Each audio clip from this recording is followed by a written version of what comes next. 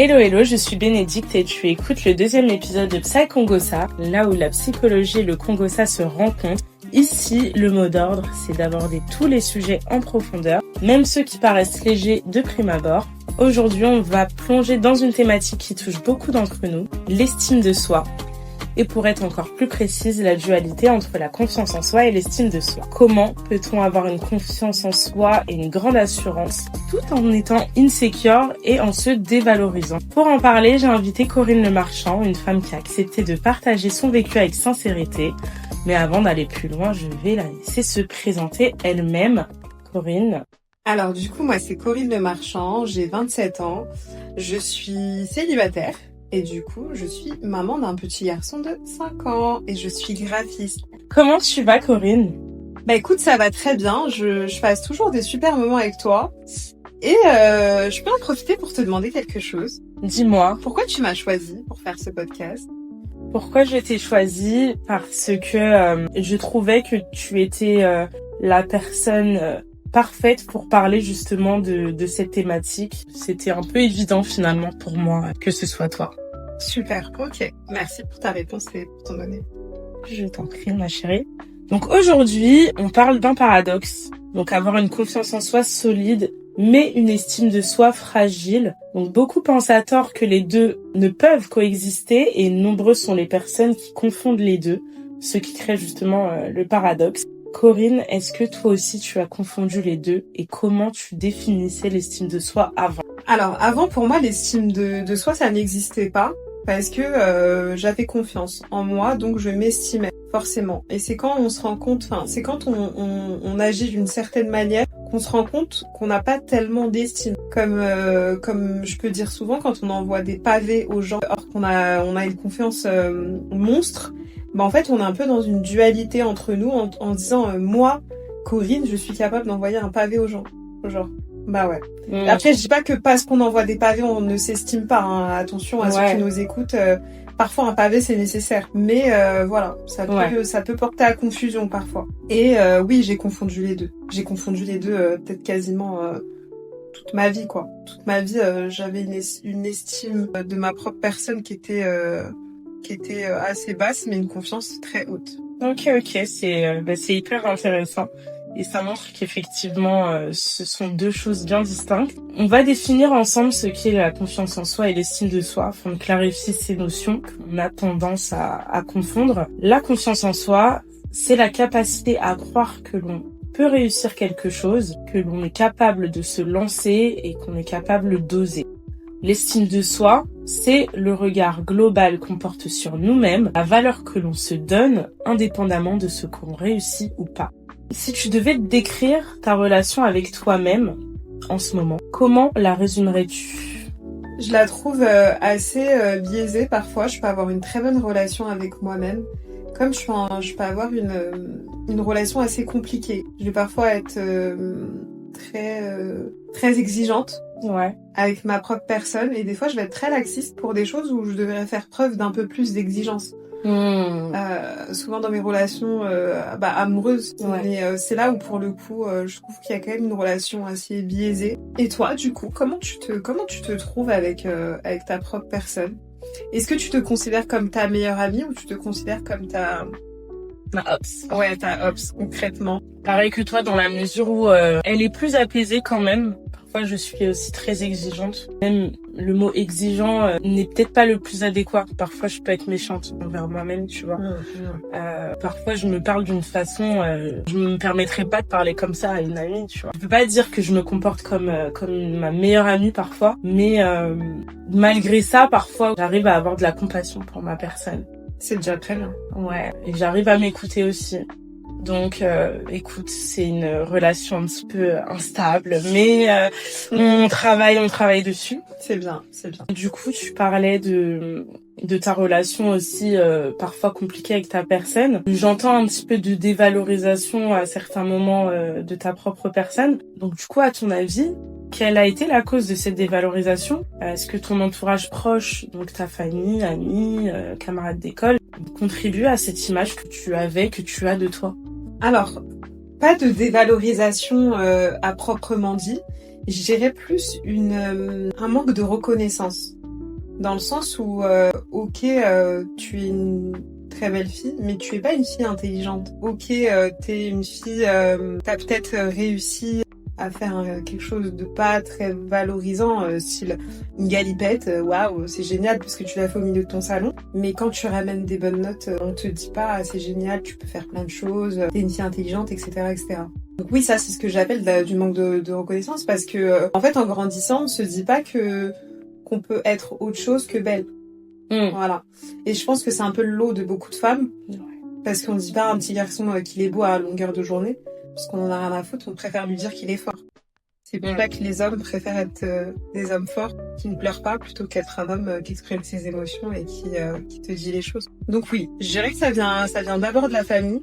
Je t'en parle assez souvent, que c'est le socle en fait. Ouais. C'est ce qui te permet, c'est ce qui fait de l'être humain de demain. Après, tu me parlais d'amitié, je pense que je laissais pas trop la place étant très jeune, hein, je veux dire. Ouais. Parce qu'en fait, j'étais très établie, en fait. En vrai, les gens, je pense qu'ils ont perçu très tôt que j'avais confiance en moi. Donc pour déstabiliser cette confiance, il fallait m'attaquer autre part. Donc ouais, pour toi, c'est davantage la famille finalement qui a contribué à cette dévalorisation entre guillemets, en tout cas le fait de ne pas te sentir peut-être assez reconnu, oui, pas assez reconnu pour voilà, pas pour ce que je suis dans mon entièreté. Je pense que c'est ce qui te booste dans ta confiance en toi, parce qu'en tant que femme, tu te dis évidemment que je suis belle, mais pour le reste, il va falloir que toute ta vie tu te prouves à toi-même que tu te prouves que tu sais faire autre chose, que tu n'es pas que belle, quoi. Voilà, exactement. Tu vois, maintenant, même sur TikTok ou sur les réseaux sociaux, souvent les femmes elles parlent beaucoup de beauté. Matin, midi, soir. Ouais. Tu vois. Et en fait, la beauté, ça fait pas tout, parce que tu peux être belle, mais je suis désolée pour le terme, mais très conne, tu vois, à côté. Et en fait, tu vas pas chercher à cultiver ça, parce que pour toi, c'est pas important, en fait. C'est important de faire preuve d'intelligence. Donc toi, ça vaut tout, finalement. Finalement, en fait. Ouais. On le voit de façon dans la vie de la beauté, oui, c'est très bien. Mais croyez-moi, et à ceux qui nous écoutent, que si on vous a juste défini comme une femme intelligente, c'est aussi bien que d'être belle aussi, peut-être parfois. Parce qu'en vrai, avec la beauté, c'est pas que tu vas nulle part, mais ça suffit pas professionnellement parlant. Ça aide peut-être, hein, d'accord, mais c'est pas ce qui fait la personne, c'est pas ce qui fait ta carrière. Au bout d'un moment, il y aura un plafond de verre, tu vois. Ok, t'es belle, mais on attend plus. Forcément. Après, là, par contre, sur ce que tu dis, je sais pas si je suis pas d'accord ou d'accord. De toute façon, c'est pas ça. Mais en vrai, une femme belle, tu sais qu'elle peut, pour moi, elle peut faire une très grande carrière juste parce qu'elle est belle. Hein. Elle peut devenir même secrétaire générale ou même directrice générale d'une grande société juste parce qu'un homme, en fait, a estimé que c'était elle. Et je l'aime. C'est peut-être la femme ou peut-être ma maîtresse ou peu importe. Mais elle est juste belle, donc je vais la mettre là où elle est. Il y a combien de femmes aujourd'hui ont bâti un empire juste pour leur beauté? Moi aussi, je trouve qu'en fait, si, c'est quand même une porte. Hein. C'est plus qu'une porte. Moi, j'ai l'impression que ça dépend de quoi on parle. Parce que il y a des métiers qui ne s'inventent pas, par exemple. Des professions qui ne s'inventent pas. Clairement. Tu peux pas... La beauté ne t'amènera pas... T'es pas médecin. Non. Voilà. Donc, non, ça dépend. Mais oui, effectivement, par exemple, dans le monde de l'influence, t'as pas besoin d'être hyper qualifié. Voilà, être belle suffit finalement pour paraître à l'écran ou des choses comme ça. Clairement. Mais ouais, pour des métiers, on va dire très superficiels. Ouais, très superficiels, ouais. Est-ce que t'as des attitudes, des paroles en fait qui te reviennent là, qui ont contribué justement à ce sentiment un peu d'insécurité? Alors, tout dépend de la période. On va dire que je vais parler de période un peu plus concrète. Hein. Donc la période collège, lycée, jusqu'à maintenant ma vie d'adulte. En fait, moi il y a eu des mots qui n'ont pas été très valorisants à mon égard. Parce que très vite, j'ai fait face à une période où, comme beaucoup de petites filles, de très jeunes adolescentes, où il y avait des réputations, donc des mots pas valorisants du tout, des adjectifs tels que waouh, t'es très belle, voilà. Après en plus les métisses à l'époque, on dirait qu'il y en avait pas, donc quand toi-même t'étais métisse, on te glorifie un peu quelque part, et c'était pas juste les enfants, hein, c'était même les adultes.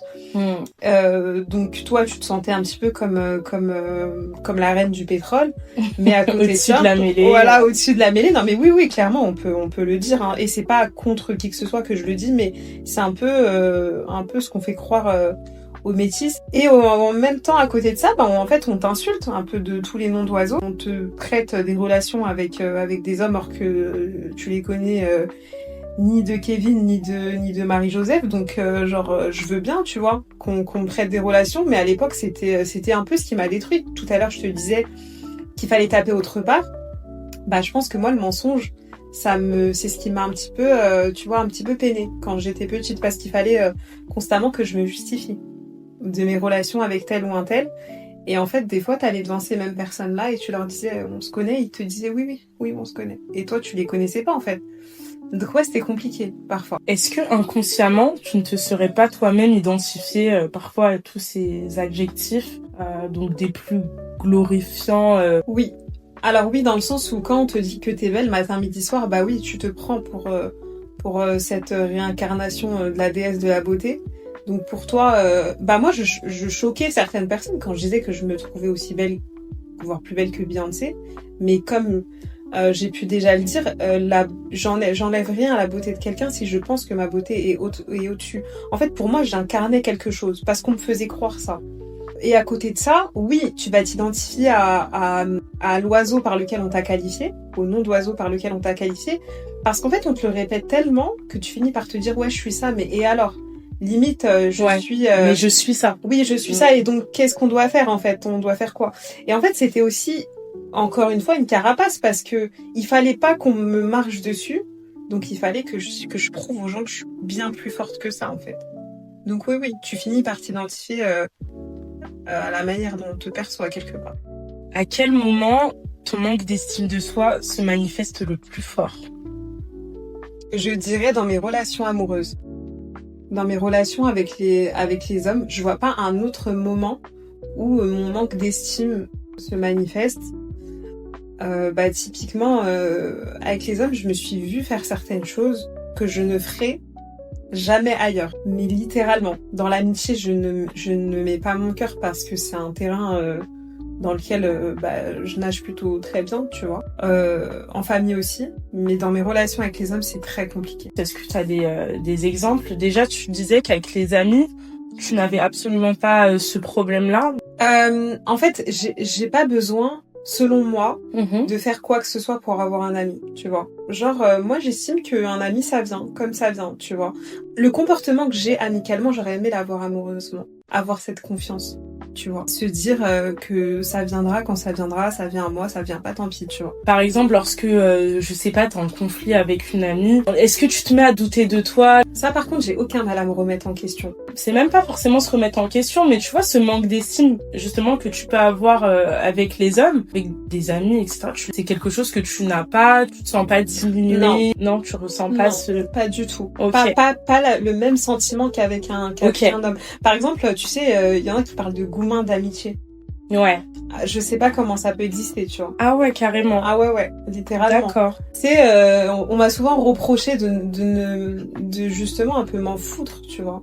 Genre d'un peu remettre ça un peu au rang inférieur, tu vois. Et c'est réel. D'accord. J'arrive pas à m'accrocher à l'amitié. Après, bon, c'est dû à mes expériences passées aussi, hein, parce que dans les questions que tu m'as posées, j'ai pas eu l'occasion de t'en parler, mais moi, très tôt, j'ai été drainée par mes amitiés. En fait, j'ai accordé une place importante, comme toutes les jeunes filles, je pense. Et en fait, on m'a montré que voilà, on peut te faire des gros coups de crasse, on peut te jalouser, on peut te montrer qu'on t'apprécie pas, parce que pour X ou Y raison, on peut, je sais pas moi, te frapper aussi, par exemple, tu vois. Et ça m'a tellement drainée étant petite que je crois que ça m'a dégoûté à vie, en fait.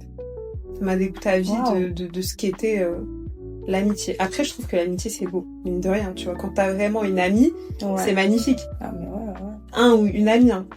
Mais en grandissant, pas tellement, quoi. Enfin, je suis pas non plus assoiffée d'avoir des friends. Moi, mes plus gros gourmands, c'était des gourmands amicaux. Mon Dieu. Mais vraiment. Et à contrario, les mecs... J'ai eu mon premier gourmand à 25 ans. Avant ça, non, amoureux. Ok, waouh. Ouais. Du coup, c'est dans tes relations amoureuses que tu manifestes un manque d'estime assez important. Exact. Et Et à contrario, dans quelle situation tu te sens la plus confiante? Au travail, dans la séduction, que tu prends la parole, dans ton apparence? C'est dans quelle situation que tu te sens le plus confiante? J'ai une qualité, je pense, c'est que je sais que je ne sais pas tout faire. Et j'ai pas honte de le dire. Quand je sais pas, je sais pas. À côté de ça, pour moi, je me sens confiante dans tout. Tu vois, autant au travail, autant dans mes prises de parole, autant dans mon apparence, dans la séduction. Je me sens capable de tout faire. Je me sens capable de tout superviser. Je me sens capable de vraiment tout faire. Vraiment. En fait, tant qu'on me le demande et tant que j'aurais pas tendance à dire non. C'est ça justement la confiance en soi, c'est de se dire tu es capable de tout, même si tu ne sais pas, tu pourras. Il y a des choses dont j'ai peur, tu vois, la hauteur, etc., etc. Mais avec un peu d'encouragement, je peux gravir des sommets, tu vois, vraiment. Et je pense que ce mindset m'a toujours aidé, tu vois, dans le cours de ma vie, même pour l'obtention de mes diplômes et tout, etc. J'y allais au talent, souvent. Ça a toujours montré ses résultats, tu vois. Et en fait, je me dis que la confiance, c'est vraiment quelque chose de super important et qui est autant que l'estime, hein, évidemment, mais qu'on doit cultiver pour devenir quelqu'un de grand. Ok, non, mais c'est hyper intéressant ce que tu dis. Typiquement, moi, je suis un peu comme DiCaprio dans le film. Arrête-moi si tu peux. Voilà. En fait, le film, il illustre, bien ce que je suis en train de te raconter. En fait, dans chaque endroit où il allait, dans un hôpital, dans un avion, dans un aéroport, dans une banque, il faisait le métier. C'est-à-dire, il était médecin et tout le monde l'a cru. Il était pilote d'avion et tout le monde l'a cru. D'ailleurs, ce film, vraiment, je le conseille à tout le monde parce que c'est un film qui illustre, selon moi, la confiance en soi, tu vois. Moi, demain, oui, je me sens capable de piloter un avion. Genre, littéralement. Je me sens capable de le faire, je me sens capable d'atterrir, tu vois. Vraiment, je m'en sens vraiment capable, mais c'est pas une blague. Je le pense vraiment au plus profond de ma personne, c'est ça le pire. Non, mais c'est beau, et pourtant, tu n'as jamais piloté d'avion, tu n'as pas fait de l'aviation. Pas du tout. Mais tu te sens capable parce que t'as cette intime conviction que tu peux tout faire. Oui, voilà, que je peux tout faire, ouais. Je pense que c'est la bonne phrase, en fait. Waouh. Moi, d'ailleurs, qu'on a 2 pieds, 2 jambes. 2 pieds, 2 jambes, ouais. On a 2 pieds, donc forcément 2 jambes. Ou pas. Ouais. 2 mains et 2 jambes, en vrai, on peut tout faire. Moi, la seule personne qui peut me dire non, je suis pas capable, c'est que, elle a un handicap, tu vois. Et là, ok, je peux la comprendre, mais à partir du moment où t'as toutes tes capacités, tu peux le faire. En fait, les blocus sont invisibles, en vérité. Ouais. C'est mental, de fou. Et justement, cette confiance que tu as, de te dire que tu peux tout faire, crois-moi, beaucoup ne l'ont pas, tu vois. Moi, la première, on en reparlera un peu plus tard, mais cette confiance de se dire je peux tout faire. Et pourtant, tu l'as dit, hein, j'ai pas d'handicap, je suis membrée, tout se passe bien. Mais pour moi et pour plein d'autres, de se dire je suis quand même capable de tout faire. C'est pour ça que je trouve ça hyper impressionnant, les personnes qui sont dotées de cette confiance en eux. Et dis-moi, quand est-ce que tu as pris conscience qu'il y avait un décalage entre justement la confiance en toi, la grande confiance en soi que tu as, et l'estime que tu as de toi-même? Alors, désolée, je vais peut-être me répéter pour ceux qui nous écoutent depuis tout à l'heure, mais c'est dans mes relations amoureuses. Ça a mis un peu de temps, parce que longtemps, en fait, j'étais un peu le petit singe dans sa forêt, tu vois. J'ai attrapé une branche. Dès que cette branche-là, je sentais qu'elle allait lâcher, j'en attrapais une autre. Donc, j'avais pas le temps, en fait, de me casser la gueule. Mais dès qu'en fait, j'ai arrêté d'appliquer ce système de branches et que je me suis laissée tomber à même le sol, en fait, j'ai été frappée par ce qu'on appelle faire des efforts pour faire marcher cette relation. Et en fait, pour faire des efforts, il faut se mettre à nu devant la personne. Et se mettre à nu, c'est s'investir dans une relation. Et moi, je le voyais au départ comme une mise à nu sec, en fait. Trop sec pour moi. J'ai dû aussi parfois courir derrière des personnes qui ne voulaient pas de moi. Et admettre qu'on ne veut pas de toi quand toute ta vie, t'as cru que c'est déjà très complexe. J'ai dû envoyer des messages aussi à des personnes qui te montraient littéralement que je ne veux plus être dans cette relation. Et moi, j'étais dans le truc de pourquoi ? Mais en fait, il n'y a pas de pourquoi. Il y a juste parce que je ne veux pas, c'est tout. Et des fois, je ne veux pas, les gens ont du mal à comprendre, mais c'est une réponse. Et justement, toutes ces choses-là, m'ont permis de comprendre qu'il y a un réel souci entre comment je me perçois, comment j'ai confiance en moi et comment je m'estime. Parce qu'en fait, là, je voyais que mon estime, elle dépendait de comment les autres me percevaient et comment les autres m'estimaient. Tu vois, quand toute ta vie, on t'a encensé de trucs et que toi, en fait, t'es là, t'es pompé, en fait, au gaz, quoi, tu vois. T'es gonflé à l'hélium, en fait. Et quand le ballon, il se vide de son air, et qu'en fait, il n'y a pas ton petit public, là, qui est là à te dire matin, midi, soir que t'es une reine, bah ouais, là, tu fais quand même face à ton manque d'estime, tu vois. Donc là, ouais, j'ai vu qu'il y avait un problème. Et c'est mes relations amoureuses.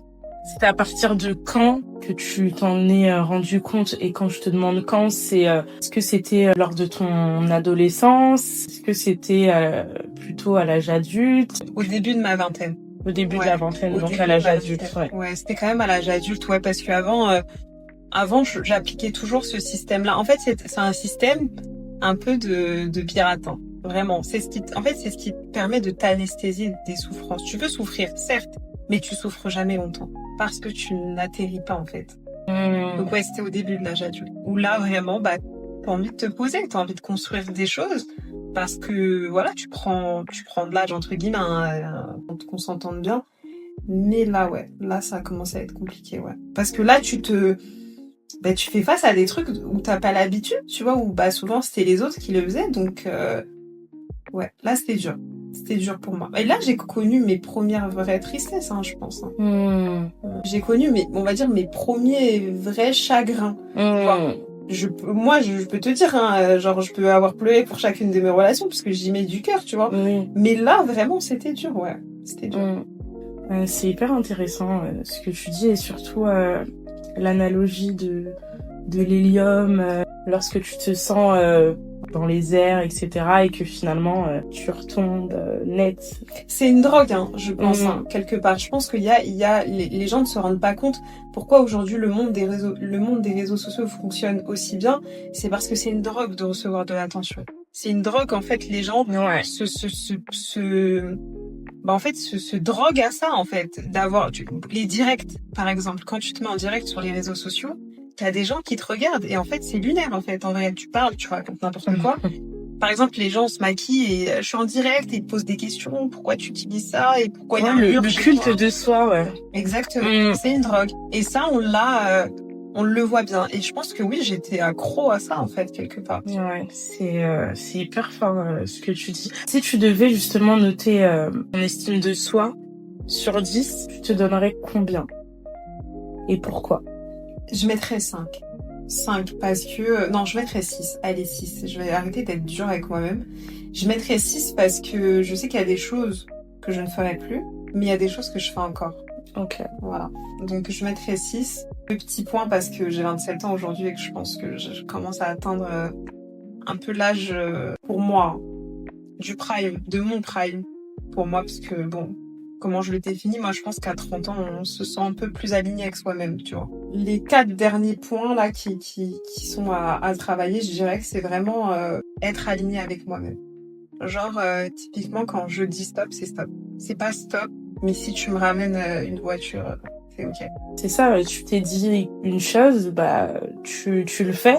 Tu as dit que tu partais de cette relation en ayant pesé le pour et le contre. Tu vois que cette relation ne te convient plus. Peu importe ce qui se passe ensuite, tu te tiens à ce que tu t'es dit parce que tu te fais confiance finalement. Ça s'entremêle un peu, mais c'est une sorte de confiance aussi de se dire... Après, dans toutes les circonstances, Bénédicte, même demain par exemple avec ta famille, ta sœur, tes cousines, quand tu dis je ne viens pas parce que je me sens fatiguée, c'est pas si on insiste avec toi, tu viens. C'est non, tu vois. C'est toutes ces petites victoires quotidiennes qui te permettent d'incarner la personne que tu es, tu vois, et d'être plus aligné avec toi-même. C'est pas juste dans mes relations amoureuses, parce que je pense qu'en fait, on tergiverse un peu dans tout dans la vie, tu vois. Même au travail, on te dit, tu peux rester jusqu'à 17h30. Si je suis pas payée après 17h, je pars, tu vois. C'est pas négociable, en fait. Et c'est cette non-négociation que je ne veux plus dans ma vie. Je veux plus qu'on cherche à négocier avec moi, en fait. Voilà. Est-ce que tu crois que ton manque d'estime influence le type de partenaire que tu choisis? Totalement. Je pense que à l'époque encore plus. Maintenant, oui encore, je pense. Je pense que je vais pas vers des gens très sains, tu vois. Parce que est-ce que je suis saine moi-même? Tu vois, je pense qu'il me reste des trucs à faire. Est-ce que j'ai pas eu même des mauvaises relations parce que j'avais amené dans ma vie de mauvaises personnes? Est-ce que c'est peut-être pas pour ça? Je pense aussi, tu vois. Donc ouais, ça influence complètement. Je pense que quand tu t'estimes, quand t'es aligné avec toi, quand tu sais ce que tu veux, tu sais là où tu veux aller, quand tu te donnes des objectifs de vie, il y a pas de cafard qui rentre dans ta vie, tu vois. Je suis d'accord. Quand tu choisis un mec, je sais pas moi, peut-être par rapport à sa richesse, par rapport à son statut, ouais, tu laisses entrer les cafards chez toi et un cafard plus un cafard, ça en fait 100, tu vois. Et au final, ça donne même des bébés cafards. Non, c'est pas... En plus, ça se multiplie à une vitesse grand V. Donc, ouais, non, clairement. Non, mais vraiment. Petite dédicace à quelqu'un qui, je sais, qui va m'écouter, mais je pense que quelqu'un de foiré te foire aussi. Je suis totalement d'accord. Je pense qu'on attire d'une certaine façon ce qu'on est, ce qu'on dégage. Tu veux connaître une personne, vraiment, dans son fort intérieur, regarde son partenaire. Son ou sa partenaire. Ouais. Je te jure. Parce qu'une mauvaise femme n'est jamais avec un mauvais homme, genre... Non, elle est avec un bon garçon qui, dans le fond, est quelqu'un de mauvais. Genre, on peut pas dire qu'un garçon, il est bien, il est incroyable et tout, à part si vraiment il a choisi sa partenaire pour ses yeux ou pour ses fesses, par exemple. Genre, vraiment, littéralement, s'il est avec quelqu'un de mauvais, c'est qu'il est mauvais aussi. Et inversement, c'est la même situation de l'autre côté, tu vois. Je pense que les gens bons, ça attire. Et les gens mauvais, ça attire. Après, être une bonne personne et être une mauvaise personne, ça veut tout et rien dire, mais moi, je préfère plutôt te parler de ça, de personnes saines et de personnes malsaines. Tu peux être une personne saine et te retrouver face à une personne malsaine, mais ça ne durera pas, à mon sens. Lorsque les deux personnes se verront nues, tu vois, et quand je dis nues, dans le sens figuré, la personne saine, elle prendra ses jambes à son cou, parce que, justement... La personne en face, elle est malsaine. Ouais, je suis d'accord avec toi, pour moi... On attire ce qu'on est, d'une certaine façon. De toute façon, je reste quand même persuadée que la théorie d'âme sœur existe, tu vois. On a une âme sœur quelque part, on a quelqu'un qui nous ressemble. Ouais. On a quelqu'un qui, quand on la regarde, même si tout nous oppose, parfois, tu vois, la religion, la culture, la couleur aussi, mais qui nous ressemble quelque part, tu vois. Ouais, et souvent, les gens qui s'aiment, on trouve qu'ils se ressemblent, en fait, au final, physiquement. Même physiquement, c'est vrai. Ouais, on dit à ces personnes-là, mais vous vous ressemblez quelque part, en fait. Vous formez une espèce d'alchimie, tu vois. Et je pense que ça existe vraiment. Ouais, moi aussi, j'y crois. Par contre, je pense qu'on a plusieurs âmes sœurs, parce qu'on est quand même pas mal sur la Terre, tu vois. Je pense pas qu'on ait qu'une personne, mais ça, c'est ma conviction, qui nous est destinée, mais... on a plusieurs personnes qui nous ressemblent, nos âmes jumelles en fait. Il suffit d'en trouver une d'entre elles, tu vois. Mais pour moi, on a plusieurs personnes qui nous conviennent, tu vois. Du coup, tu en parlais tout à l'heure. J'imagine que tu as accepté des choses que tu n'aurais jamais acceptées par amour si tu avais plus d'estime de toi-même. Oui, j'ai accepté énormément de choses. J'ai accepté la violence, j'ai accepté la tromperie aussi. Je parle surtout principalement d'une relation. Une de mes plus longues relations, ou vraiment ma plus longue relation, parce que j'en ai pas plusieurs qui ont duré longtemps. Mais oui, de lui j'ai accepté beaucoup parce que il m'avait fait croire que quelque part c'était de l'amour. C'était de l'amour de frapper, c'était de l'amour d'insulter, c'était de l'amour d'aimer trop, de mettre trop d'émotions. Mais ouais, j'y ai cru pendant un moment donné. J'étais noyée dans de l'amour matériel aussi. Qu'est-ce que tu entends par amour matériel? Quand t'es noyé de cadeaux, je vais tout te donner, tu vois. Je vais tout te donner, t'auras besoin de rien. Tu te dis ok, pourquoi pas? Pourquoi j'accepterais pas tout ça? En fait, est-ce que le prix à payer n'est pas si que ça en vaut la peine finalement de souffrir? Voilà, exactement. Peut-être que ça vaut la peine de souffrir. Il y a pas que ça, hein. Il y a des choses même plus rudimentaires, hein. Rien que le fait d'accepter d'être dans une relation qui n'a ni statut, ni queue, ni tête aussi. Mais clairement, genre, c'est vrai, hein, d'être dans une situationship, ça dénote quand même d'un manque d'estime. Complètement. En fait, il faut se dire que oui, accepter en fait la médiocrité, c'est être soi-même quelque part médiocre, hein. Ou en tout cas, c'est ne pas incarner ce que tu veux être. Parce que en fait, tu peux avoir des beaux discours, tu peux conseiller les gens de la meilleure des manières. Et je le disais tout à l'heure, hein, parce que j'en parlais avec ma cousine, mais Mais tant que tu n'incarnes pas cette personne-là, tu vois, tu peux pas te revendiquer comme telle parce que sinon tu n'es qu'un escroc, tu vois. C'est ça, tout le monde peut parler finalement. Exactement. On peut avoir de grands discours, mais oui, il m'arrive encore d'accepter des choses pour lesquelles je ne m'aligne absolument pas, tu vois. Et c'est ce qui crée le paradoxe chez moi. Ouais. Est-ce que tu as déjà aimé des gens plus fort que tu ne t'aimais toi-même? Oui. Ah oui. Je pense même encore maintenant, ça peut m'arriver. Je pense que je peux plus donner aux gens que je reçois. Je suis pas le miroir des gens en fait. C'est-à-dire, je peux donner littéralement toute ma vie, tu vois, pour ces personnes-là et me mettre vraiment entre parenthèses. Alors que ces personnes-là, en retour, te donnent pas autant. Pas autant, voire même pas du tout, en quoi, vrai. tu vois. Et ouais,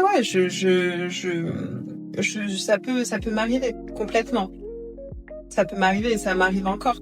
Mais vraiment, j'ai pas vraiment de solution à ça si ce n'est cultiver vraiment l'estime de soi. En fait, il faut se dire, si je donne autant, c'est pourquoi. Est-ce que quelque part c'est pas parce que moi je suis vide, je suis vide de matière et du coup je veux combler ce vide en donnant aux autres. Tu me diras, ces questions elles se ressemblent un petit peu, mais est-ce que tu te sentais chanceuse d'être aux côtés d'une personne au point que tu ne pensais peut-être pas la mériter? Et est-ce que tu confonds parfois amour et validation? Genre, tu te sens exister que quand cette personne te veut? Parfois, oui, je me sens... En fait, là, typiquement, dans ma dernière relation, oui, je me sentais chanceuse d'être à ses côtés. Après, se sentir chanceuse d'être aux côtés de quelqu'un, c'est pas une mauvaise chose, tu vois. Non. Mais c'est vraiment de se sentir, privilégiée, merci de m'avoir choisi parmi toutes ces filles de ce monde. Tu vois, ça, c'est autre chose. Chanceuse d'être aux côtés d'une personne, comme tu l'as dit, c'est ok, mais au point de ne pas penser la mériter, c'est là que ça devient problématique. C'est ça que ça devient malsain. Non, je pense que voilà, tu vois, c'est pour ça que tout à l'heure, je me donnais une note qui était mid, on va dire. Ouais. C'est parce que je ne vais pas jusque-là.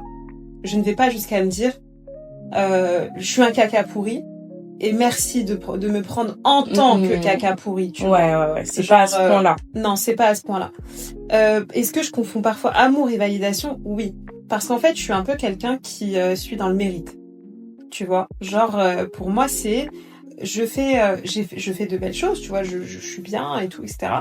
Donc toi autant que moi, on se valide et pour ça on peut passer des seuils, tu vois. C'est comme dans un jeu vidéo, quand tu réussis une mission numéro 1, tu gagnes des étoiles et voilà. Tu passes au level 2, etc. Voilà, exactement. En fait, moi, après, c'est peut-être une perception erronée, mais j'ai un peu cette perception-là de l'amour, tu vois. Et je me dis, il a passé step 1, il a été là pour moi dans un moment difficile, on peut passer au step suivant, tu vois. Est-ce que c'est comme ça que tu me poses cette question ou pas tellement? Si tu y réponds, mais le fait de se sentir aimé et se sentir validé, c'est deux choses différentes. Mais est-ce que là tu serais pas en train de les confondre? Vouloir se sentir validé à tout prix par son partenaire. Alors effectivement, se sentir validé tout court, je pense que ça c'est humain, mais ne pas confondre les deux en fait. Est-ce que je peux te donner un exemple et tu me dis si Ouais. J'ai fait le ménage dans toute la maison, j'ai fait à manger.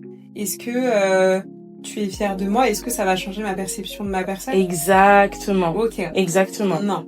Je pense pas. Je pense que j'ai déjà été dans ce schéma-là. D'accord, ouais. Dans ce schéma-là, pas un schéma extrême, mais légèrement, tu vois, un peu touchy, tu vois.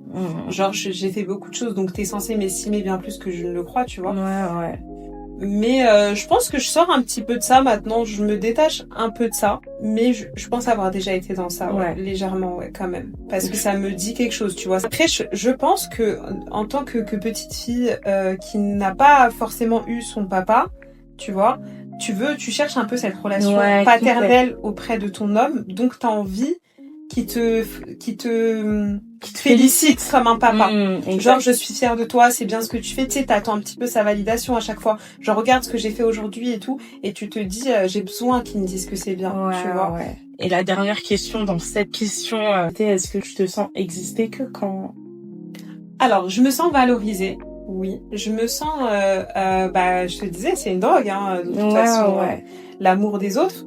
Maintenant, exister, j'irai pas jusque-là. Je pense que le mot est un peu fort, mais je me sens quand même bien. Tu vois, quand quelqu'un te courtise, Ouais. des deux côtés, je pense que c'est quand même assez plaisant. Après, c'est plaisant de toute façon. Il y a rien de, je pense, d'anormal à cela. Enfin, c'est humain finalement. Mais je pense que quand tu te lèves de ton lit et puis que de base t'es en dépression, mais là quelqu'un veut être avec toi et que tu te sens exister, ouais là c'est que vraiment il y a un souci qui est bien plus profond. C'est parce que t'es même pas à l'aise avec ta propre personne. Exactement. Exactement. Ou si on te dit pas que t'es belle, tu vois, par exemple, il y a des gens tu sais qui répètent à tue-tête qu'ils sont moches, mais quand on leur dit t'es belle, bah ils se disent ah peut-être que c'est vrai, tu vois. Mais en fait non, t'existes déjà pour toi avant d'exister pour quelqu'un. Complètement. Et en off, tu m'avais parlé du fait que t'aies eu des épisodes dans lesquels tu ne te sentais pas posséder pleinement ton corps. Est-ce que tu voudrais nous en dire plus? Parce que je trouvais que c'était pertinent. Alors oui, il y a une période de ma vie où je me sentais complètement dépossédée de ma personne, dans le sens où je faisais face à des épisodes de dépersonnalisation et de déréalisation. Donc oui, ça a commencé suite à un événement traumatique où vraiment je me suis un petit peu abandonnée. Je suis un peu abandonnée ma personne aux gens, tu vois. C'est fort et je trouvais que c'était important d'en parler pour bien comprendre de quoi on parle et pour qu'on soit au clair avec les notions que Corinne a employées. Alors elle a parlé de déréalisation. La déréalisation, c'est une altération de la perception du monde extérieur. Donc la personne a l'impression que son environnement est irréel, lointain, comme dans un rêve ou derrière une vitre. Et la dépersonnalisation, c'est une altération de la perception de soi. La personne a l'impression d'être détachée de son corps, de ses pensées ou de ses émotions. Et elle est comme spectatrice finalement d'elle-même. Exactement. En fait, pour vous expliquer, parce que ça va peut-être débloquer des peurs en vous, ça se manifeste pas comme ça. En fait, c'est vraiment le corps qui réagit. En fait, le corps a un seuil de tolérance.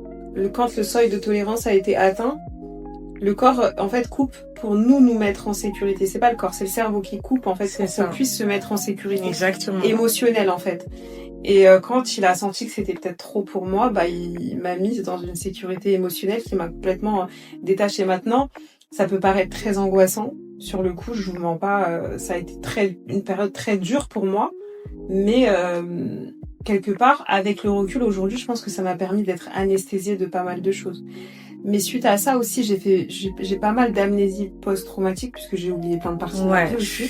Tu vois ce que tu dis, je me retrouve mais totalement parce que j'ai eu également d'amnésie. Ouais, complet. Il y a des moments, des parties de ma vie dont je ne me souviens pas du tout. Pas parce que ça fait trop longtemps ou quoi, mais c'est vraiment parce que c'est des choses que mon cerveau a voulu occulter, en fait.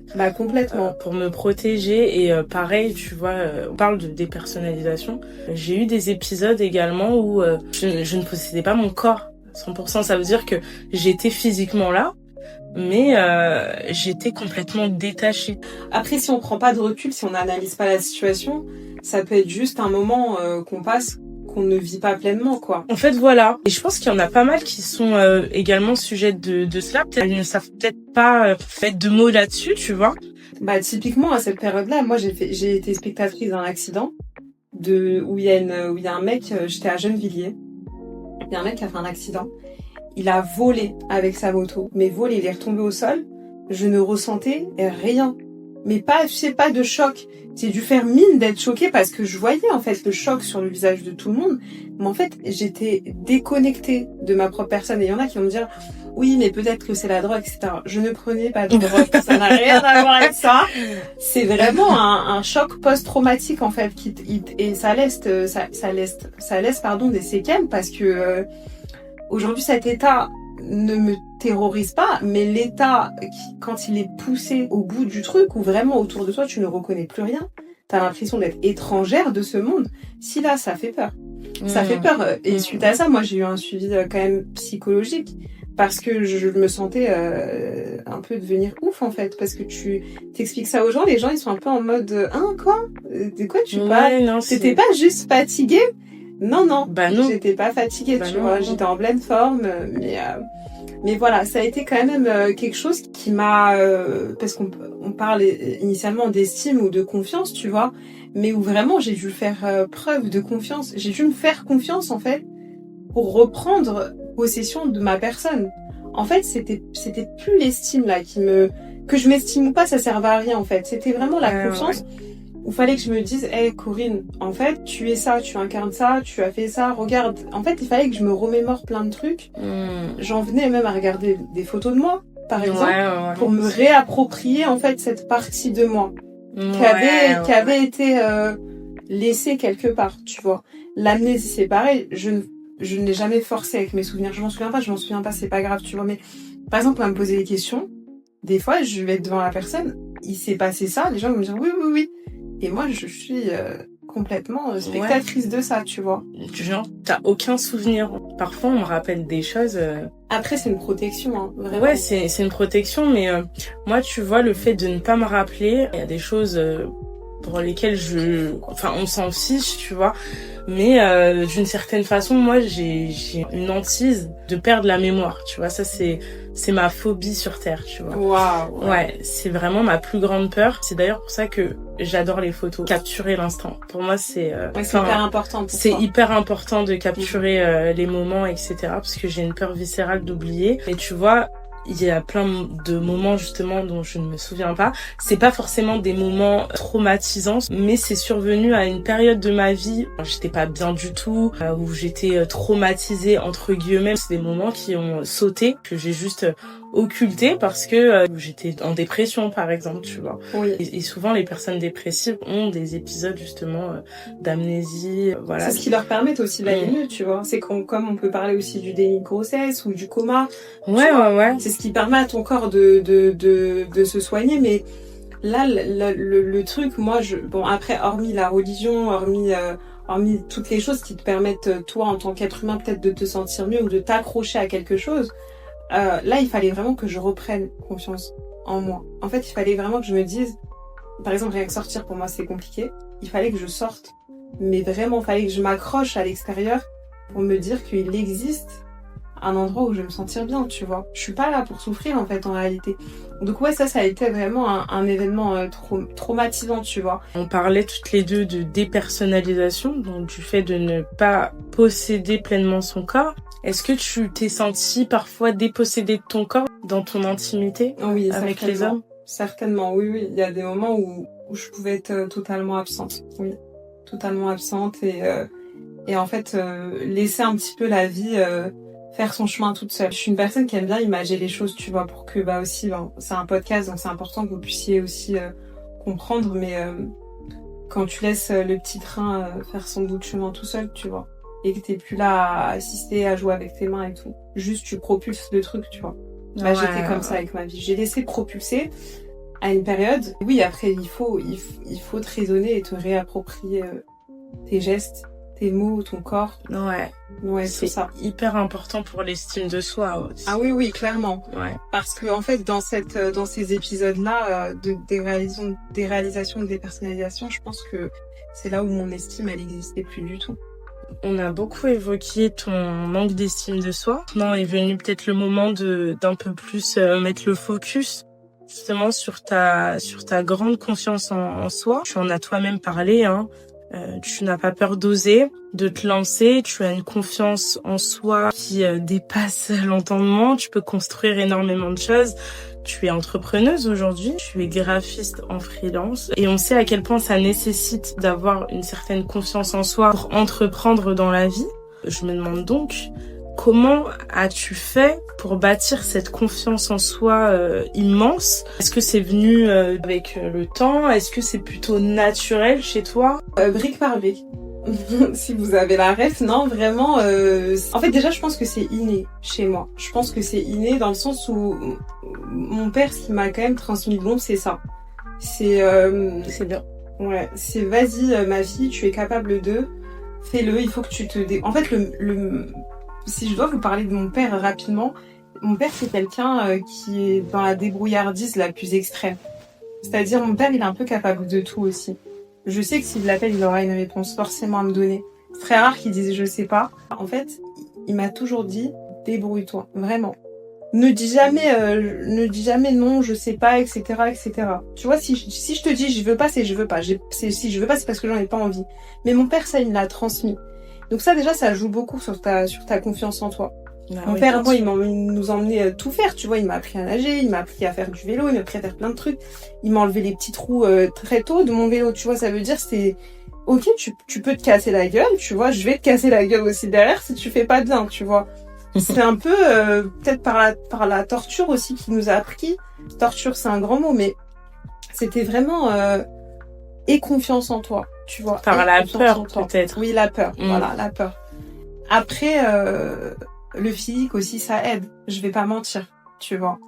Ça aide parce que tu sais que t'es belle quelque part, tu vois. Quand tu te regardes dans un miroir, tu sais si ça te plaît ou ça te plaît pas, tu vois. Même si, bon, la beauté, c'est très abstrait. Tout le monde est beau ou belle pour quelqu'un, tu vois. Mais tu sais quelque part que t'as quelque chose. Donc ça aide vachement. Ce serait mentir de dire le contraire. Donc ça aide aussi. Et le troisième point, c'est que t'arrives à faire ce que tu entreprends. T'arrives à aller jusqu'au bout. Quand tu veux quelque chose, tu te donnes les moyens forcément. Donc t'arrives à aller. Et ça te booste. Et après, j'avais aussi mon petit public autour de moi, tu vois. Donc ça, ce combo-là, c'était un combo gagnant. Après, c'est pour ça que je disais au début, brique par brique. Toutes ces briques-là ont quand même construit un grand... La Corinne. Ouais, la Corinne que tu es aujourd'hui. Ouais. Ça crée quelqu'un de grand dans tous les cas. Ouais. Même dans l'éducation de mon fils. Hein. Mon fils, moi, je le répète matin, midi, soir qu'il est beau. Je vous jure, même si mon fils, il ressemblerait à un pouce, je lui dirais qu'il est beau parce que... qu'il est beau, qu'il est grand, qu'il est intelligent, qu'il a tout pour lui, tu vois. Pour qu'il ait jamais à croire qu'il en soit convaincu. Exactement. Ouais. Et qu'il booste tout seul, en fait, son estime. Parce qu'à la maison, il sait qu'il a tout ce qu'il lui faut, tu vois. De toute façon, ma mère, elle le dit, donc c'est forcément vrai. Lorsque tu sais que tu es capable que tu es suffisamment intelligent, que tu es suffisamment beau, suffisamment machin, t'es capable de tout faire finalement. Et même ceux qui ont un handicap, tout à l'heure tu parlais de personnes qui avaient peut-être un handicap physique, même ces personnes-là finalement, elles sont capables aussi de tout, tu vois. Lorsqu'on voit les Paralympiques... Est-ce que le vrai handicap, c'est pas juste la mort en fait finalement? Parce que finalement, en fait, le vrai handicap, c'est mental pour moi, c'est les barrières que tu te mets... hormis ça. Oui, voilà, et la mort. Il y a pas de barrière en fait. Toi, tu es capable de tout construire dès lors que tu as envie de faire quelque chose. Tu te donnes les moyens et tu vas au bout de ton truc. En fait, pour moi, c'est possible de tout faire. Quand j'arrive pas à faire quelque chose, souvent c'est que je me donne pas les moyens. Souvent, tout le temps, c'est que je me donne pas les moyens. Ouais. Tu vois. Non, mais c'est intéressant de fou ce que tu dis. En théorie, on est tous d'accord avec ça, tu vois. Maintenant, en pratique, et c'est ce qui diffère les personnes confiantes des autres, celles qui ont moins confiance en elles, en pratique, c'est compliqué, tu vois. Parce que toi, par exemple, c'est aussi pour ça que je trouvais que c'était intéressant de t'inviter toi pour en parler. Tu vois, moi, par exemple, la confiance en soi, c'est pas quelque chose j'ai pas une confiance en moi établie. Par contre, l'estime de soi, effectivement, j'ai fait du chemin et j'estime aujourd'hui avoir une bonne estime de moi, mais une piètre confiance en moi. Dans plein de domaines, je vais mettre des barrières. Je peux pas le faire. Mais pourquoi? Parce que je peux pas. Tu vois, j'ai pas spécialement d'excuses, c'est juste que je ne me vois pas réussir à faire ci, ça, tu vois. Et du coup, ça m'inhibe pas mal dans pas mal de choses dans ma vie, tu vois. Je sais que je m'auto-sabote, je me mets des freins solo, tu vois. Après, je pourrais pas non plus passer pour la référence de la conscience, mais aussi je m'auto-sabote aussi parfois. Hein. Mais je m'auto-sabote, c'est stratégique, tu vois. C'est limite. Je sais que je vais pas le faire trop bien, tu vois, donc je vais m'auto-saboter. Mais des fois, je vais m'auto-saboter pour des trucs que je peux bien faire, mais que j'ai la flemme. En fait, pour lesquels j'ai la flemme de faire, tu vois. En fait, je pense que la confiance n'est pas le seul maître mot. Il faut avoir aussi du courage, tu vois. Ouais. Voilà. Pour moi, ça va vraiment de pair aussi. Exactement. Je pense que c'est un autre aspect de la confiance, parce que tu peux avoir beaucoup de confiance en toi et pas du tout courageux, tu vois. Mais... Ah ouais, tu vois, ça, c'est un volet intéressant. Est-ce que véritablement on peut se dire confiant et manquer de courage? Tu me disais qu'est-ce que les gens pensent de toi. Je t'ai pas parlé de ce que pense ma mère. Tu vois, si tout de suite ma mère, on lui dit décris-moi ta fille, elle dira d'abord que je suis courageuse. J'ai beaucoup de courage, tu vois. Genre, je sais que j'ai une combativité extrême. De toute façon, je le vois dans ma vie tout le temps. je me bagarre pour ce que je veux vraiment. Je Ouais, me bagarre, tu sais, pour arriver. Moi, littéralement, si pendant le Covid, je m'étais battue pour du Nutella, là, comme les gens, moi, je l'aurais eu, mon Nutella, tu vois. Parce que je me bagarre. Mais quand je veux pas quelque chose, non, je me bagarre pas du tout. Oui, après, tu vas forcément te battre pour des choses qui en valent la peine pour toi. Mais message à toutes les personnes qui ont confiance en eux, tous les combats ne valent pas la peine d'être menés, en fait. Ouais, tu vois. c'est ça. C'est pas parce qu'on te dit, oh, t'as confiance en toi, tu peux réussir ça, tu peux faire ça. Tu peux, tu sais, t'es un peu belle, on te dit, ah, va faire du mannequinat, toi, tu t'es là, tu fais 1m60, on va te dire, faire du mannequinat. Tu peux le faire, oui, Super, en théorie, pourquoi voilà. pas, mais j'ai peut-être pas envie d'en faire, donc... Et c'est ça, en fait, que je trouve aussi bien avec ma personne, c'est que je mets pas mon nez dans tout, tu vois, enfin, ça, même si ça peut donner un peu cet aspect-là, il faut pas croire que je mets mon nez dans tout. Je mets mon nez là où je sais que je peux gratter une pièce, tu vois. Mais là où je sais qu'il y a rien à faire du tout. Des trucs qui t'intéressent pas du tout. Ouais, voilà. Tout, quoi. Voilà. J'irai pas demain me taper des études de médecine, parce que dans ma confiance, je me dis que je peux être médecin. Oui, je peux le croire, mais j'en ai rien à faire. Oui, est-ce que j'ai envie? Ça, c'est une autre question. Voilà, exactement. Et pour moi, ça rejoint pas mal ton podcast aussi sur l'ego, tu vois. Je pense que les gens qui ont beaucoup confiance en eux, des fois, ils sont un peu égocentriques, tu vois. Et ça les pousse à prendre des décisions qui parfois sont pas adaptées aussi à eux, tu vois. D'ailleurs, merci d'avoir redirigé, d'avoir embriqué sur mon épisode sur l'ego. Qui est très intéressant. Merci beaucoup. Je vous invite à l'écouter si ce n'est pas le cas, si ça n'est pas déjà fait. Est-ce que tu dirais que ta confiance en toi t'a permis de compenser un peu ton manque d'estime? Alors, je pense que ceux qui nous écoutent ont un petit peu la réponse. Ouais, t'as répondu un petit peu. Hein. Ouais, mais je vais quand même vous dire, ouais, ça a pas mal compensé. Pour moi, ça a même comblé carrément le truc parce que les gens, quand ils sont devant toi, ils pensent que t'as une estime en fer, que t'as une confiance en fer, que forcément faut pas jouer avec toi. Souvent même on va te dire putain, moi j'en suis sûre, il y a 1 milliard de mecs dans tes DM. Alors spoil alert, il y en a 0. Il y en a 0 en fait, personne n'ose te parler. Parce qu'en fait tu fais peur, tu vois, ça fait peur en fait, une personne qui paraît bien trop confiante. Tu fais un peu flipper les gens en fait. Donc comme les gens flippent d'aller vers toi où ils ont déjà une idée de toi, de ta personne. Donc en fait les gens n'osent pas venir vers toi. Donc oui, ça a compensé mon manque d'estime, ça a compensé tout. Mais aujourd'hui, en travaillant l'autre côté, je montre un peu plus mes faiblesses. Ouais. Donc ça te rend un petit peu humain, quoi. Et vulnérable. Ouais. Quand est-ce que tu as eu le déclic qu'il fallait que tu agisses sur ton manque d'estime de soi? Et que fais-tu aujourd'hui pour renforcer ton estime de soi? Alors, j'ai eu le déclic à la naissance de mon fils. Donc de mon petit garçon qui a 5 ans, qu'il fallait que j'incarne ce que je dis. Parce que maman tu fais pas, alors pourquoi je le ferais, tu vois. Ah ouais, ok. Si moi je l'estime pas, je lui montrerai que c'est comme ça qu'on doit se comporter dehors, et il souffrira aussi, tu vois. Et quand on est une mère, on veut pas, la chose qui nous terrorise le plus au monde, c'est de voir notre enfant souffrir. Peu importe la raison, hein. Même si c'est un goumin, tout ce que tu veux, on peut rigoler et tout, mais ça nous fait du mal, mine de rien, tu vois. Donc il fallait que j'incarne vraiment ça. Et là, il fallait que je trie. Parmi mes relations amicales, parmi mes relations amoureuses, il fallait que ce que je n'ai pas fait pour lui à l'instant, parce que je suis toute seule avec lui, il fallait que je lui apporte à nouveau. Et donc là, il faut faire son petit bout de chemin. Donc j'ai commencé par faire une thérapie déjà, pour me comprendre, parce que c'est fou, mais je me comprenais absolument pas.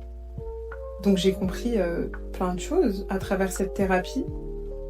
Et j'ai commencé par m'accrocher aussi aux mots. Si je dis quelque chose, je le fais. Et de quitter certaines relations aussi, pour pouvoir être pleinement en accord avec moi-même. Écoute, je conclurai avec cette question. Si tu devais donner un conseil à ton toi plus jeune, donc à la petite Corinne, qui n'avait pas du tout d'estime, parce qu'aujourd'hui tu as fait quand même du chemin, qu'est-ce que tu dirais à la toi plus jeune?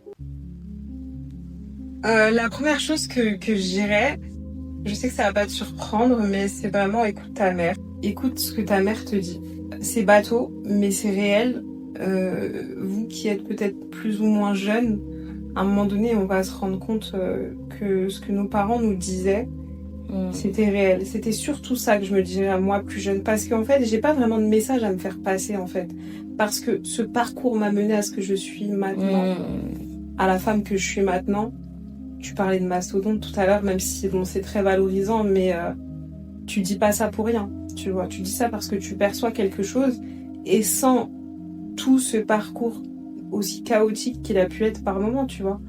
Mais je serais pas là où t'en es, donc jamais. Tu vois, jamais. Si j'avais vécu la petite vie estime au top, machin, aujourd'hui on ferait un podcast sur et la vie parfaite, qu'en est-il, tu vois.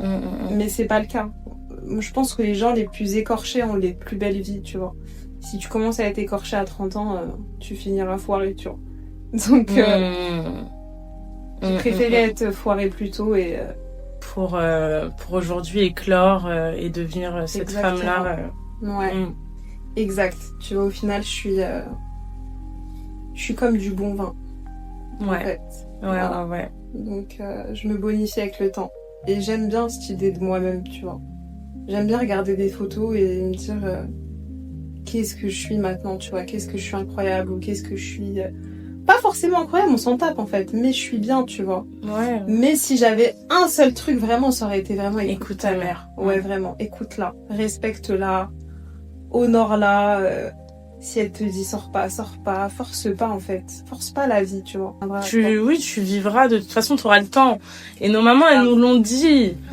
T'auras le temps de vivre ta vie, de faire ci, de faire ça. Et parfois, c'est vrai qu'on est trop pressé des fois de vivre certaines choses parce qu'on a envie de les vivre tout de suite. C'est l'impatience, etc. En tout cas, c'est beau.